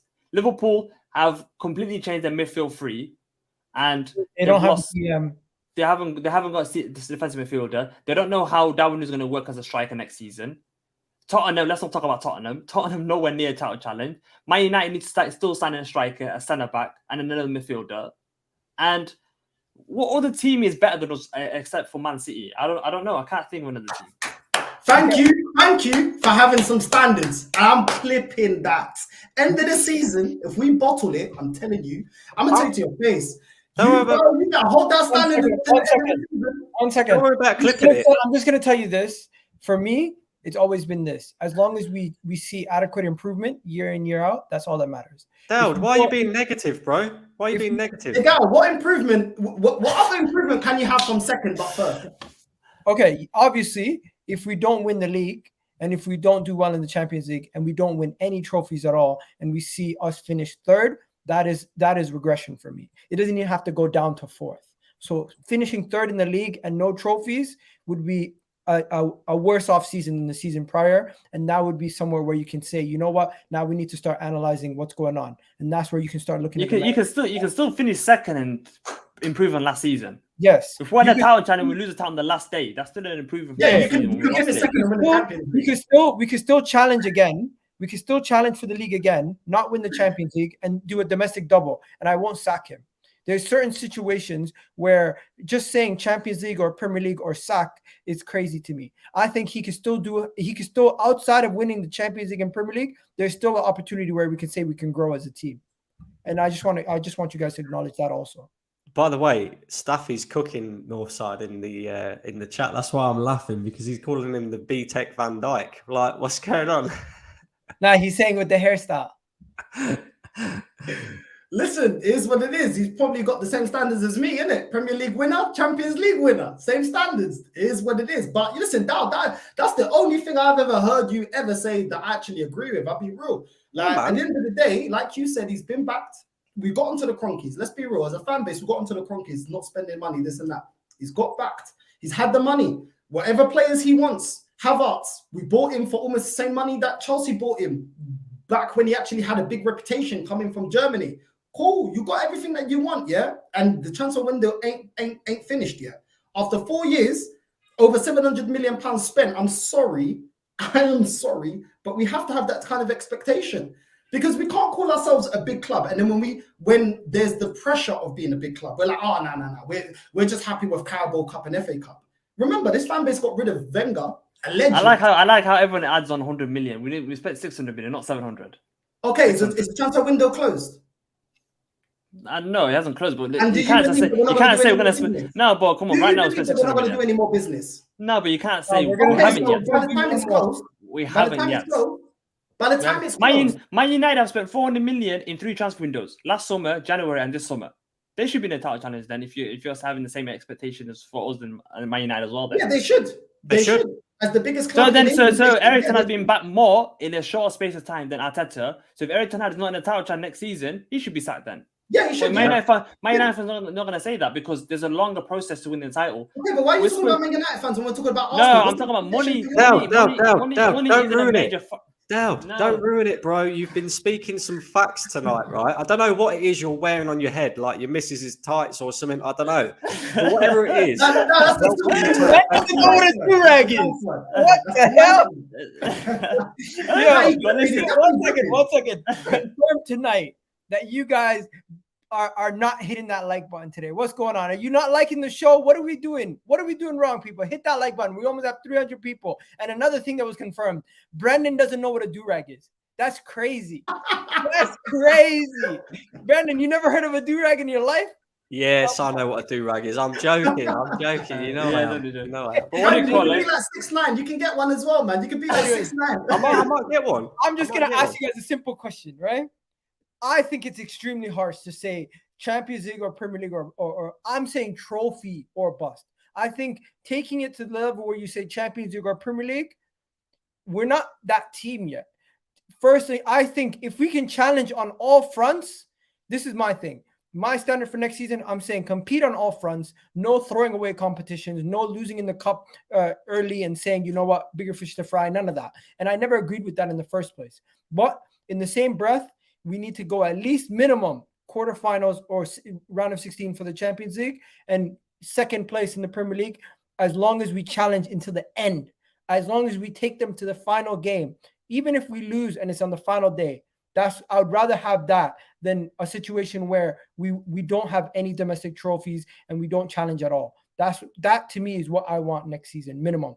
I want us to win it, but if we don't win it, at least take them to the end and try to compete for all competitions and win a domestic trophy. I'll take that as a bare minimum. But you guys, your bare minimum is winning the league or not. So that's Man was not winning the league. Man was challenging for the league, not winning the league. So would you? But that's the minimum. But you still think we should win a domestic trophy, right? We should win a domestic trophy, yeah. Okay. It's been a while since we won a trophy. Now, the final thing. Do you guys believe this team right now is prepared? Or do you think because we've spoken about this a lot. How many pieces do you think this team needs? Just pieces. Because I think we're one player away from having a complete team where we have 2 players in every position. Right winger, and that's me sorted for the summer. For the summer, yeah. You know what? I know one thing. Northside's been waiting to ask you about that treble. You want to ask him about that now? Because I don't know if you know, you did a TikTok, and I seen him do a video reacting to it. Treble? What treble? So many people up. I can't even remember. What did you say, Daud? Refresh my mind. I can't remember. What treble? So about I remember. So about now that Arsenal have signed these world-beating players in Rice and Havertz and all that, we could actually win the treble. I'm sure it was something like that. We can. So if they can win the treble, yeah, you said they can win the treble. Treble, as in FA Cup, Carabao Cup, and Premier League. No Champions League. Okay, so if he's got all the tools, he better deliver now. If for example, let me put it away from football, for example. If a plumber comes to your house to plumb in your boiler, he's got all the tools. Do you not expect him to get your boiler running? Cool. So yeah, if Arteta has all the tools and he doesn't deliver, what should happen? Yeah, but what if last minute another plumber comes in and offers a lower price with the same equipment and says, "I'll do it for you for a lesser price"? That's how it is. He still delivers though, doesn't he? No, but if someone else comes with a lower price, you're gonna pick the other person with a lower price. The point is, they still deliver. Yeah, it's not Project Youth. It's not Phase 4. It's not Youth Project. It's not. Oh, I can't. I'll do your boiler in Phase 4. It's Phase 1. Give it 5 years, and I'll get your boiler done. Yeah. My point is this: if you're telling me this manager's being backed, and if you're predicting a treble, you better hold that standard to the end of the season. If not, I'm clipping you. And I'm clipping everyone. It's not impersonal. I'm clipping everyone. Because what I don't like about this fan base, last season, it was the start of the season, pre-season, minimum top 4 Europa League. They deemed it. This is before we got Trossard. This is before we got Jorginho. End of the season comes, Arsenal, as always, this majority of this fan base moved the goalpost. Oh, but he did well. Oh, but we can't compete with Man City. Oh, but we got a light squad. Wait, hold on.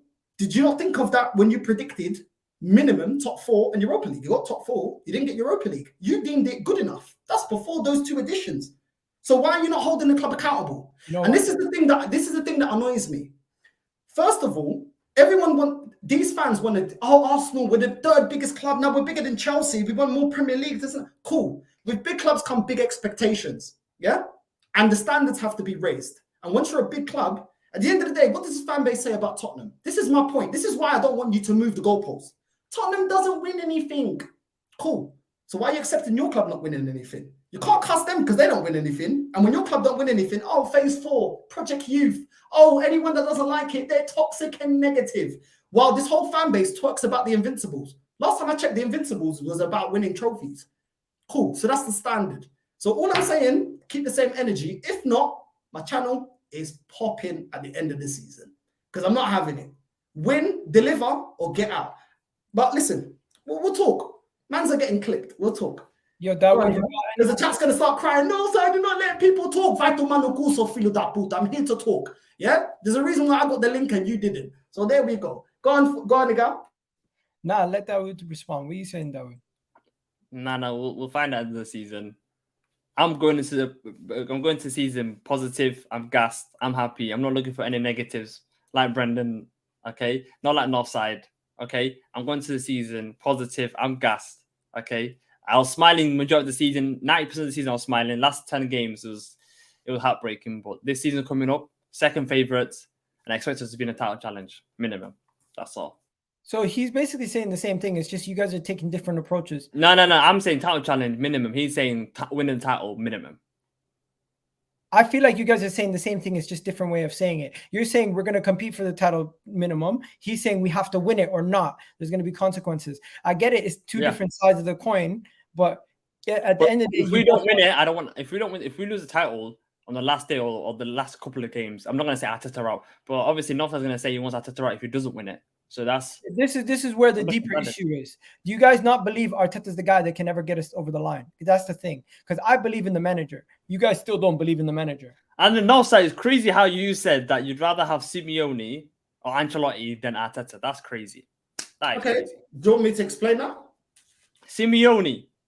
All right, let me explain something. Simeone football, Arteta football. But no, that's like we're gonna go to another let me explain it. While you're talking for this manager being the nearly man, did you rate Ole coming second? Because he comes second with Man United. Do you rate Brendan Rodgers? I bet you don't rate those, man. Ole never won a trophy. Let me explain something to you. This fan base love to come out with the excuse of we can't compete with oil-rich club, yeah? Well, Simeone was competing with Barcelona and Real Madrid. Both of them have got a bigger budget.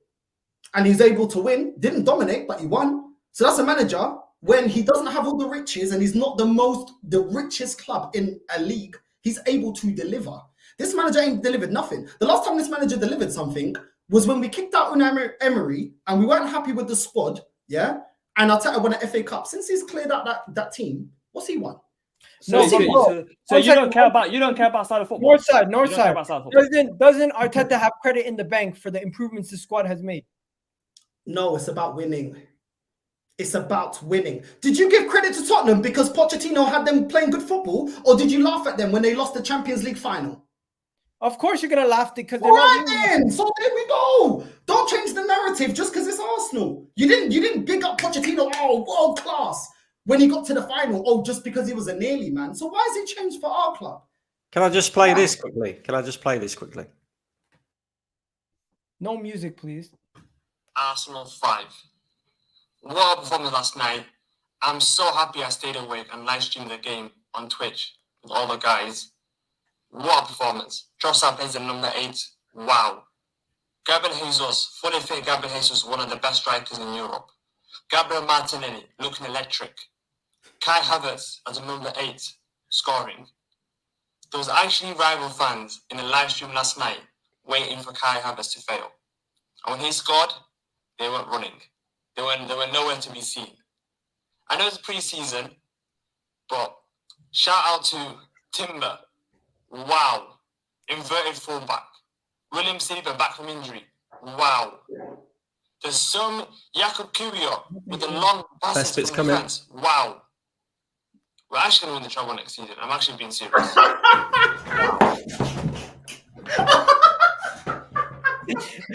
You gotta stop catching yourself out there. Yeah. We're gonna win the treble because we beat the MLS All-Star. That was here at the moment. I was just too gassed that moment. I made another video the day after. It was completely different. Oh my god! You know what? Dad. I'm sorry, yeah. You're twerking for this fan base, bro. I'm gonna tell you straight, bro. You're twerking, bro. And listen, you set the expectation.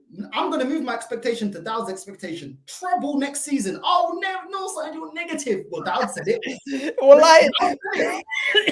Treble next season or sack him. That's what DAUD said. That's the standard. Can I ask you a serious question? Why does it always have to go back to an ultimatum over Mikel Arteta? You don't rate the manager. Admit it. Just because I don't rate the manager doesn't mean that I don't want the best for my football club. And at the end of the day, if he doesn't deliver, I want the best for my football club. Nobody's crying about everybody wanting Pepe at the club. Why? Because he's an employee. No, bro, this manager's also an employee. You're basically in a relationship. It's like being in a relationship with a girl that you don't really rate, and you're always trying to see a way to sabotage your relationship instead of just. No, it's not. Egal, when we were top of the league last season, people told me, Northside, stop complaining and be happy. So I said, okay, cool, I'll be happy. I still kept saying we're leaking too many goals. I still kept saying the bench ain't good enough when everyone's giving it a 10 out of 10 window in January. I said, listen, there are warning signs there. I'm telling you, it ain't good enough. No, you're being negative. Okay, cool. End of the season, I was proven right. What did I say during the season, though? Because everything's there. I've got a YouTube channel. Yeah, I said during the season, even along the whole season, me, Brandon, Lee, we all said, I hope this manager proves me wrong. I hope he proves me wrong because I'd rather be wrong and win the league than be right and not win the league. I don't care about being right, but I keep being proven right because clearly I'm seeing something this manager ain't seeing. At the end of the day, don't justify to me, certain things when Wenger, the last thing, I always use Wenger because he was the last manager that was actually a club legend. Wenger, at the end of his reign, for FA Cups, didn't save his job. This manager won an FA Cup, 3-4 years ago? That shouldn't save his job. Yeah. There's a better way. Right, Wait. Just before you even go, you don't believe we're going to win the Premier League. You're concerned about this team going into the season, but you still have expectations where if we don't win the league, he has to be sacked. Yeah, but this is the point, Miguel, right? This is what I'm going to make right now. This is how to gauge Northside's point a little bit better. Northside, if we had Pep, who's the best manager in world football right now, would you say? Pep. If we had Pep Guardiola as our manager, and he was he was our manager for the 4 years that Mikel Arteta has been our manager, he'd spent the same amount of money as what Mikel Arteta has spent, would you sack him? Same time, same money. If he hasn't delivered a major honour, sack him. So there you go. It's not an Arteta thing. It's an Arsenal thing. It's Arsenal need to win. It's not a case of we hate Arteta, so we want Arteta out. Even if we had Pep Guardiola here, if he was achieving the same things that Arteta is achieving, which is nothing in 3 years because he hasn't won a trophy in 3 years, we'd still sack him. It makes no difference who the manager is. Big up RK. He has a question for everyone in the panel. Pochettino is a better manager than Arteta. Be honest, guys. What do you guys think? I think Arteta is better.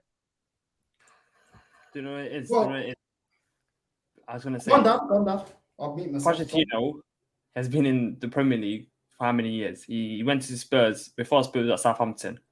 So it wasn't Pochettino. Tottenham wasn't his first club. Okay, Mikel Arteta has took us from look where we were 3.5 years ago, 8th, 5th. Okay, he's absolutely transformed the whole squad, the whole team, the whole fan base. Where we now expect us to be in the title challenge in that 3.5 year spell. Okay, it took Jurgen Klopp. I'm not saying he's a better manager than Jurgen Klopp. It took Jurgen Klopp 4 years to win the league, 4 years to win the Premier League. Okay, so it's not one of those ones where it's he has to win it now or he gets sacked. If we win a trophy this season and he improves, he gets better players, and we go next season after the season after, then we're making improvements every single year. If we're going backwards, yes, I understand. Then we have to make a change. But if we went from not finishing top 4 to finishing second. Now it's from finishing second to being another title challenge and now being in the Champions League. We haven't been in the Champions League for 7 years. Okay? And now we've got the expectations to win the Champions League. I see some Arsenal fans saying we have to win the Champions League. Arteta needs to win the Champions League. When did Arteta become Pep Guardiola? I don't get it. I don't get where all the standards came from. Why we brought him in? To compete win the with Champions League. Win. At the end of the day, those excuses are excuses, bro. Because I'll tell you what, Xavi, over there in Barcelona, his club was £1 billion in debt. He won the league. Yeah, Pochettino. Winning the league. Yeah. But what did he do in the Champions League? What did he do in the Champions League? He couldn't even get. Xavi couldn't even get out of the group stage in the Champions League, bro. He finished. Yeah, but he still won the league, didn't he? And that's a major. But I know, but look at the. What do you mean, no? Yeah. What do you mean, no? Yeah. Okay. I'll answer the question. Look at the competition in La Liga. You do not rate Pochettino, but I tell you what, Pochettino got to the Champions League final. Yeah. Did he get £700 million spent for him to reach the Champions League final? Yeah. And this manager can't even get to Europa League final. Did he get all the money that Arteta's had? Okay, and by your logic, you don't rate Pochettino. Let me answer one of your questions. You don't rate Pochettino because he's a nearly man, which I get because I don't rate him like that. But I tell you what, with less money, he was able to get to a Champions League final and he finished second in a club that don't spend any money. Now you're trying to tell me, people are asking me, is Poch better than Arteta? Well, to achieve those, to get to those 2 places, he didn't need £700 million spent. And ultimately, you just answered your own question. You're telling me, he can't beat Pep Guardiola. Well, you know what? Conte went to Chelsea.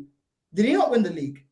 Did Klopp not How many years ago was that? 6 years ago. No, hold on. You're trying to talk like Pep can't be beaten, And I'm okay. Who's a better manager? Who's a better manager? While Pep was at Man City. Klopp won the league while Pep was a manager. Yeah, Klopp won the league. Have they got an oil-rich owner? Did he need all these? Okay, they have got the same system that Arsenal have, self-sustaining, and Klopp was able to win the Premier League and the Champions League. So by that logic, it can be done with the model that we have. If the manager ain't good enough, get me one that is good enough, just like Klopp. And just before you go, Dawood, Poch made Tottenham a Champions League team in 2 seasons, apparently. Anyways, go ahead, bro. Okay. Big up RK. Would you say, Northside, would you say Conte's a better manager than Pep, yeah? I mean, not Pep, sorry, than Arteta, yeah? Yeah, he's won major honours. Okay, he's a better manager, okay. Yeah. So, Conte goes to Spurs, yeah? Style of football completely opposite to what Pochettino played at Spurs. Completely changed it up. Ruined the whole style of football. Then it's took Spurs 6 steps back to now they were begging for Poch to come back to take them to that same level that they were at. Attractive football, finishing in the top 4. What level was that? Okay. Nothing. 1 second. Then you give me another question. What did Xavi do? Xavi won the Liga in the La Liga. Please do not compare the Premier League to La Liga, okay? Do not compare the Premier League to La Liga. It's either Real Madrid or Barcelona that win the league. You can have any Tom, Dick and Harry. You can have Sam Allardyce at Barcelona and they're going to win the league. 50% of the chance of winning the league than Real Madrid and Barcelona, okay? So let's not compete. Can I just say though, Dale, the only issue... Hang on. He just flopped, on your point. okay? He finished 3rd in the group stage of Champions League, a proper competition, yeah, okay? Dale, so let's not be rating Xavi now. Just on your point there, right? I don't like how people disrespect La Liga, right? Because if you roll back 10 years or even bring it to now, 9 times out of 10, the team that won the Champions League was a team from La Liga. It was either Barcelona. Real Madrid have a Champions League heritage. Yes, Real Madrid. But the point is... When was the last time Barcelona won the Champions League? When was the last time they won the Champions League? 2015. Yes, but the point is, Dale, if Real Madrid, most of the time Real Madrid, okay? Let's not say La Liga. If La Liga was that poor and the Premier League was that great, these teams wouldn't win the Champions League because all the Premier League... You'll see it now. For the past 4 years? There's been a Premier League team in the Champions League final.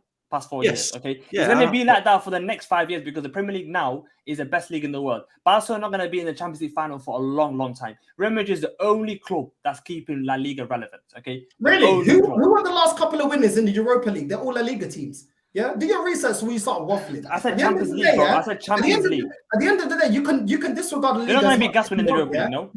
You can disregard La Liga as much as you want. You're talking about managers that have won things. Tottenham are cursed. No one can win with them. Jose Mourinho, has achieved things that this manager will never achieve. Jose Mourinho's up there with special managers, bro. You'd have him now. Let me tell you something. Jose Mourinho's won things that even Arsene Wenger ain't won. So let's keep it real.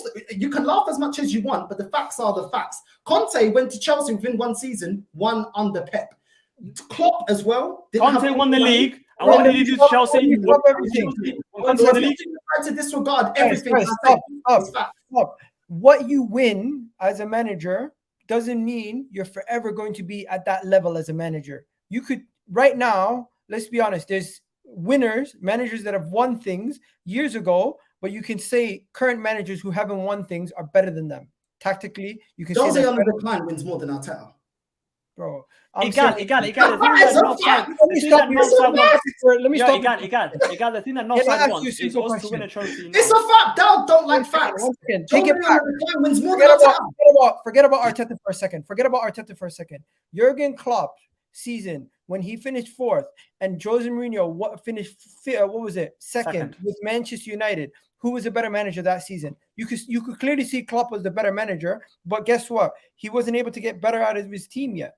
At that moment in time, Jose was in decline. Jose in decline right now. I think Arteta's better tactically. You can say whatever you want about Jose's in the past. You can say what you want. His decision making and the way that he plays is behind. And Mikel Arteta is moving forward. I believe that Mikel Arteta right now the thing that I understand is the league. And until he delivers trophies, people are not going to judge him on that level yet. Let me ask both of you this. Is Arteta better than Klopp? No. Right now, he's better than him tactically. But as a manager, he's not better than him. He's not better overall, but he's better than him tactically. Oh my God. After a season of winning nothing. Oh my God. I wouldn't say that. The way we're dismissing on this live managers that have been there and done that to managers that have not been there and done that. Ultimately, there comes a time where you have to deliver. Lampard spent money. When he spent money, there was an expectation. When he didn't deliver, he sacked. The same with Ole. Spent money, sacked. That is how football goes, bro. You can't spend money, not deliver, and then compare them to managers. Are you comparing I Ole understand with that Jose. Mikel Arteta? I understand that Jose is not in his prime. But even a Jose that's not in his prime has won more. And also, when I'm talking about Conte and Simeone, these are guys that are in their prime that with this whole, but we can't compete because the other team has more money. Simeone's been able to win it. And let me tell you something else, Dowd. You probably only seen Arsenal, under Wenger. When we had, George Graham, 1-0 to the Arsenal, you know where that comes from? It went from playing sexy football and we won in Europe. Yes, it's a competition that doesn't exist anymore, but we won in Europe, bro. And when you put time and achievements, the guy won, bro. Yeah? So I know you've only seen sexy football. I get it. At the end of the day, it's not, whatever age you are, it's not your fault. But let's not make it seem like, oh, it's negative football. You really want that football at the club. Bro, winning football is winning football. You ain't telling me. Okay, this is what you want. Northside. This is what you want. There's one more super chat I gotta go. It's not recency bias, bro. I just look at last season what happened. If you want to say it's recency bias, based off last season, you could see the tactics Jurgen Klopp was doing. He wasn't able to change it. He wasn't coming up with the times until the end of the season when he finally figured it out. Why did it take him so long? Next, Poch beat Pep Ten Hag in 2 legs. I ain't seen Poch is better than Arteta. You know what? You can say Poch is better. If you want to say that, you can run with that narrative. But in my opinion, Poch and Arteta is neck and neck, and people are gonna. What I don't want is I don't want a stopgap manager, and that's what Northside wants. He wants someone like Simeone, someone like Conte to come in, win the league. No, 1 second. To come in, sign players that are 29, 30 years old. That's what Conte does. He signs senior players, win the league for 1 season, and then just goes after. Yeah, better to win the season for 1 season than 5 years that we still haven't seen. But what did he do for Chelsea, Conte? He won the league in 2016. He won the league in 2016. 2017, where did they finish? Where did they finish 2017? One second, guys. Let me just read this. RK, I don't know what you're talking about, bro. Arteta can't beat Poch over 2 legs. We haven't seen Arteta and Poch play over 2 legs. And regardless, whoever beats somebody over 2 legs is not based on who's the better manager only. There's a lot of different factors that can go in over a 2-legged thing. You're saying because Poch beat Pep over 2 legs that he's a better manager than Pep Guardiola? Stop it, man. DAUD, ask Northside that question again that he was going to ask. Oh. I'm asking. No, about the whole Arteta and Ollie thing. No. Ollie, you can never see progression, Ollie. Wait, you're comparing Ollie and Arteta? Yeah, Northside is, yeah. I don't know why. When he's talking about when Ollie finished second that year, were they ever in a title challenge that year when they finished second? Were they ever in a title challenge? No. They flopped in the semi-final of the FA Cup, flopped in the semi-final of the Europa League, Carabao Cup.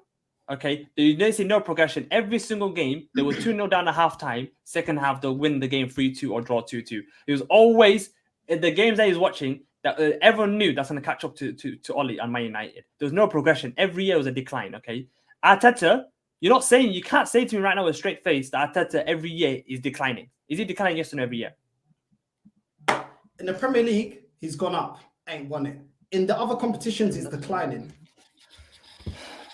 Is he not declining in the other competitions? Well, the other competition you're talking about is the Europa League, where we're not going to be in the Europa League again. Okay, so you can't speak about the Europa League. FA Cup, yes, he needs to improve in the FA Cup. And the Carabao Cup, Man City win that literally every single year, okay? If you're going to talk about the domestic trophies, let's speak about the other 19 clubs that don't win it.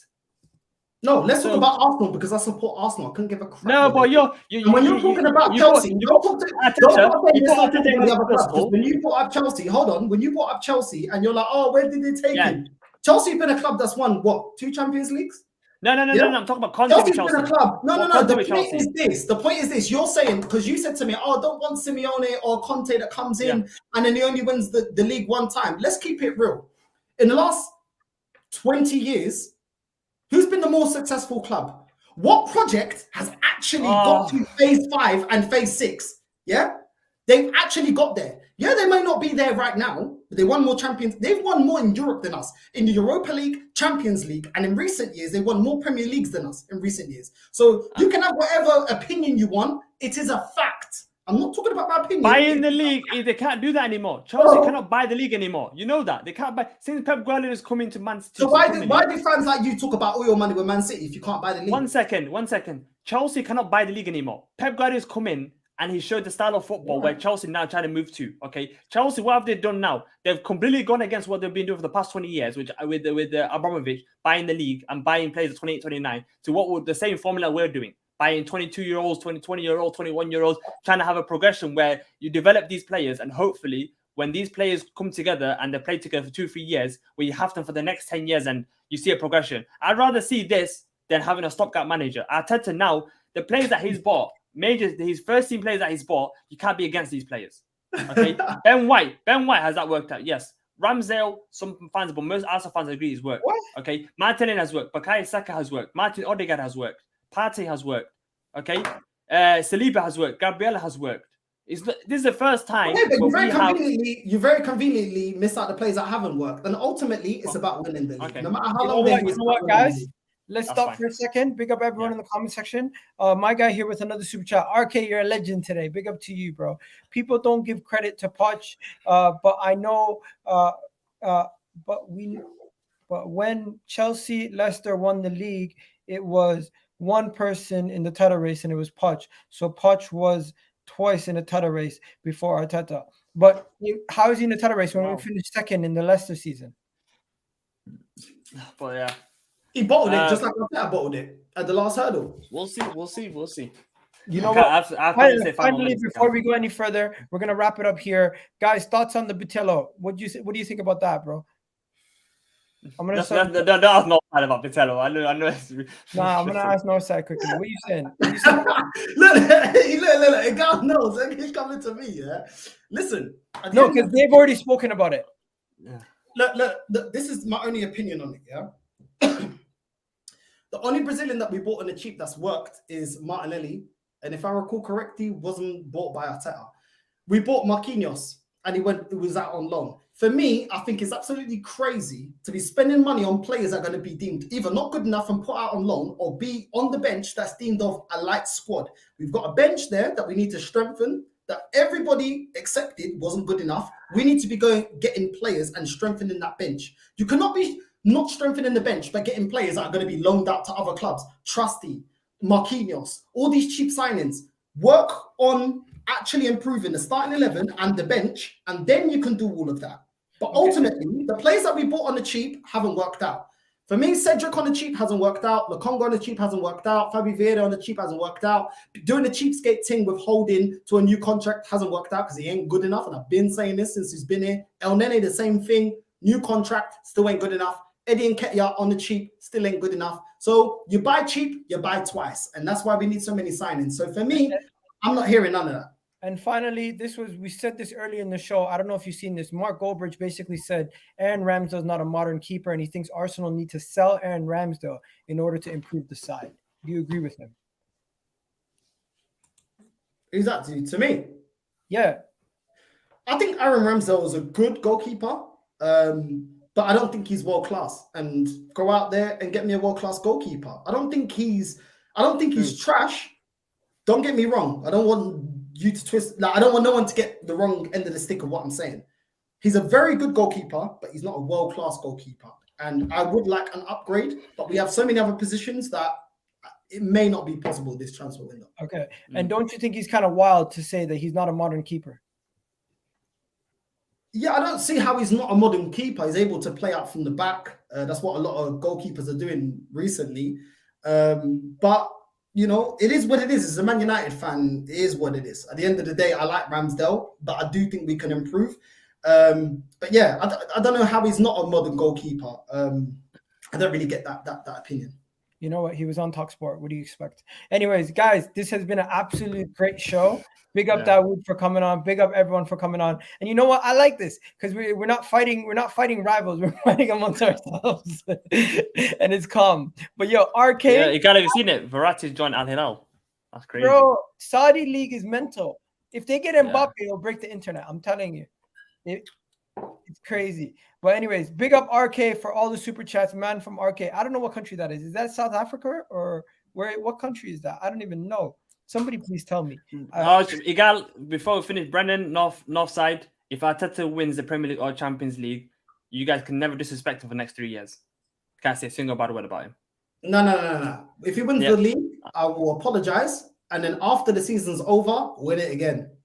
It's football.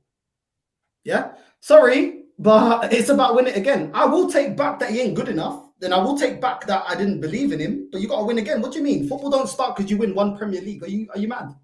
Otherwise, what are we talking about here? Football's I'm not gonna lie, bro. If Mikel Arteta wins the Champions League, he's getting a statue on the ground. What did you say? If Mikel Arteta wins one Champions League, he's getting a statue outside the ground. Facts. No lie. Yeah, well, no other manager's done it, so. Okay, so you see, That'd be funny. That'd be funny. See Northside and Brendan walking past with Arteta's statue outside the Emirates. If that happens, Right now, Northside, I'm clipping you. What you said. if he wins the Champions League, Flipping. it's a if statue. Mikel outside the Arteta wins stadium. the Champions League, you're getting a haircut with Arteta's name in it. Look I'll at these do guys. all Look at of these that. I'll have a guys cuddle with in the chat. statue, the lot. I'll do Look at everything. some of these guys kind of, stop vaping. Bro, it's my free time. I ain't getting paid. I do as I please, bro. You know what I'm saying? That's the thing, bro. Anyways, doesn't mean you have to do it. Kids don't vape. Anyways, we're out of here, people. We're out of here, people. You guys have yourselves a wonderful day. This has been a great stream. Big up to the boys for jumping on. Make sure you guys do me a favor. Show some love to everyone's channels. Also, the links are in the description. If you've gotten this far on the video or on Spotify, make sure you guys do check out the YouTube channel also. Big up to everyone for today. And you know what? We're out of here, people. Do me a favor. Go check out Husam's going to be live at around 11 p.m. You guys can go check him out. And you guys have yourselves a wonderful day. Big up to everybody who's been watching the stream. And especially my guy, RK, for submitting all the super chats. Big up to you, bro. Big up to you. Appreciate it. You guys make the channel go wild. But big up to everyone.